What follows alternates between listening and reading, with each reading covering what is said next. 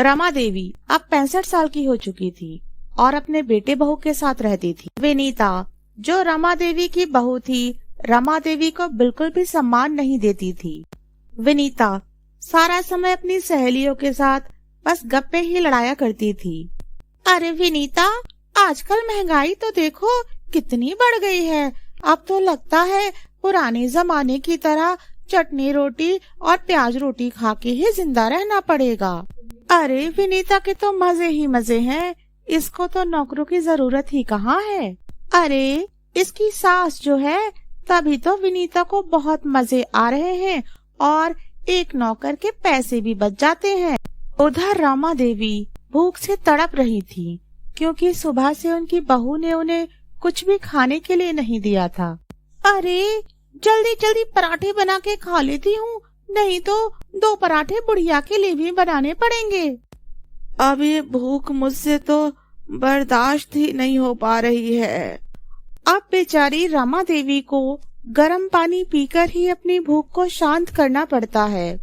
अब रमा देवी घर के कामों को निपटाने में लग जाती हैं और घर का सारा काम करते करते रमा देवी को दोपहर हो जाती है।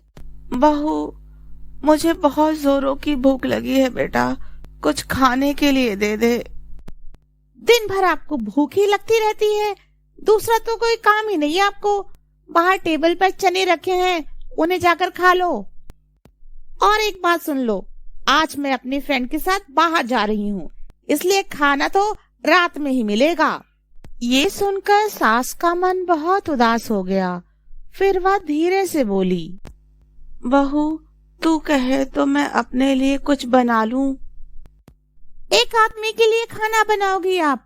हाँ, पता भी है महंगाई कितनी बढ़ गई है और आपको तो बस बैठे बैठे अपनी फरमाइशें पूरी करनी है। इतना कहकर विनीता ने फ्रिज में रखे हुए बासी चावल बाहर निकाले और नमक मिर्च डालकर अपनी सास को खाने के लिए दे दिए। लो ये खा लो, और हाँ, मेरे पीछे किसी भी खाने की चीज को हाथ मत लगाना। और इतना कहकर विनीता वहाँ से चली गई। चावल फ्रिज में तो रखे थे, लेकिन फिर भी वह खराब हो गए थे, उनसे बदबू आने लगी थी। रमा देवी उन चावलों की जगह अपने लिए ताजा खिचड़ी बनाती हैं और आराम से बैठकर पेट भर के खिचड़ी खाती हैं। फिर चुपचाप किचन साफ करके सारे बर्तन धुल के रख देती हैं और अपने कमरे में जाकर सो जाती हैं। फिर अगले दिन बेटा कमरे में आया और अपनी माँ से बोला, माँ, आजकल महंगाई बहुत बढ़ गई है, मुझे घर चलाने में बहुत मुश्किल हो रही है। ऊपर से पापा की 13वीं पर भी बहुत खर्चा हुआ है। माँ, मैं सोच रहा हूँ घर का एक कमरा किराए पर दे दिया जाए। किराया आने पर घर खर्च में थोड़ी मदद मिलेगी। बेटा, जो तुझे सही लगे वही तू कर। माँ, वो क्या है ना, तू अपना कमरा खाली कर दे और नीचे कमरे में शिफ्ट हो जा। वह कमरा छोटा है और उसमें टॉयलेट बाथरूम भी नहीं है, तो उसे कोई किराए पर भी नहीं लेगा। लेकिन बेटा, मैं उधर रहूंगी तो मैं टॉयलेट और बाथरूम कैसे जाऊंगी? माँ, तू आंगन के टॉयलेट में चली जाना, और वैसे भी तू घर में ही रहती है ना, और वैसे भी पापा के जाने के बाद तुझे बड़े कमरे की क्या जरूरत है? बेचारी रमा देवी चुपचाप उस छोटे से कमरे में शिफ्ट हो गई, जहाँ सिर्फ एक चटाई ही बिछाई जा सकती थी। वो छोटा सा कमरा, जो कि एक स्टोर रूम था, उसमें उनका दम घुट रहा था, लेकिन फिर भी वह उस कमरे में अपने दिन काटने को मजबूर थी। रमा देवी के कमरे में सूरज नाम का एक किराएदार भी आ चुका था, जो एक एनजीओ में काम करता था। सूरज हर रोज यही देखता था कि विनीता और उसका पति महेश अपनी बूढ़ी माँ के साथ बहुत ही बुरा सुलूक करते हैं। विनीता और उसके पति महेश को तो अपनी माँ से कुछ लेना देना ही नहीं था। ना उनको उनके स्वास्थ्य की चिंता थी, ना ही खाने की चिंता। विनीता रोज कमरे में आती और उनकी थाली में बचा हुआ खाना रखकर चली जाती। रमा देवी अपने बेटे और बहू की ऐसी बेरुखी देखकर बहुत रोती थी। अब रमा देवी सूरज को अपने मन की सारी बातें बताने लगी थी। सूरज बेटा, तुम मेरा इतना ध्यान रखते हो, जबकि मेरा खुद का बेटा मुझे जानवर समझता है, जानवर।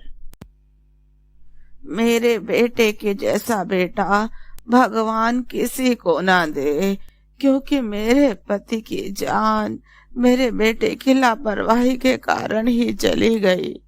मेरे पति को निमोनिया हुआ था, लेकिन ज्यादा पैसे न खर्च हो जाए तो मेरा बेटा आधी दवाइयां ही लेकर आता था।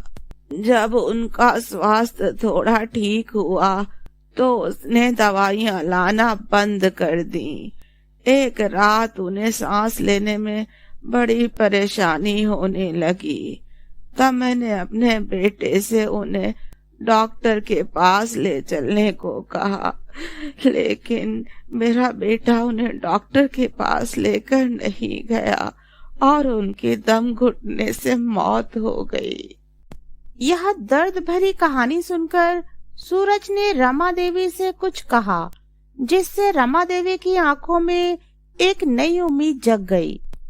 दूसरे दिन रमा देवी अपने बेटे और बहू के पास गईं और बोली, मुझे ऐसा लग रहा है कि मैं तुम दोनों पर बोझ हूँ, इसलिए आज से ही वृद्धाश्रम में रहूंगी। यह सुनकर विनीता बहुत खुश हो गई। अनीता, तुझे इतना खुश होने की जरूरत नहीं है, और ना ही बेटा तुझे इतना दुखी होने की जरूरत है। मैंने ये सोच लिया है कि ये मेरा इतना बड़ा घर ही अब वृद्धाश्रम बनेगा। यह सुनकर बहू बेटे के पैरों के तले मानो जमीन ही खिसक गई। माँ, तू पागल तो नहीं हो गई है? इस घर पर मेरा अधिकार है। स्वार्थी और नालायक तो तू हो गया है, और तू ये भूल रहा है कि अभी तक ये घर मेरे ही नाम है। माँ, मुझे माफ कर दो। अब से हम दोनों तेरा अच्छे से ख्याल रखेंगे, पर तू इस घर को वृद्धाश्रम मत बना। तूने कभी भी अपने माँ बाप के बारे में नहीं सोचा बेटा, तो मैं अब क्यों तेरे बारे में सोचूं? इतना कहकर रमा देवी वहाँ से चली गईं। रमा देवी को अब सब कुछ समझ में आ गया था, इसलिए उन्होंने सूरज की बात मानकर अपने घर को ही एक वृद्धाश्रम बना दिया, जिसमें अब परिवार से ठुकराए हुए असहाय वृद्ध लोग रहने लगे थे। उन लोगों के बीच रहकर तथा अपने जैसे लोगों के दुखों को बांटकर रमा देवी अब बहुत खुश थी। सूरज भी वहीं रहकर उनकी मदद करने लगा। अगर आपको हमारी ये कहानी अच्छी लगी हो तो हमारे चैनल को लाइक, शेयर और सब्सक्राइब कीजिए। Thanks for watching this channel.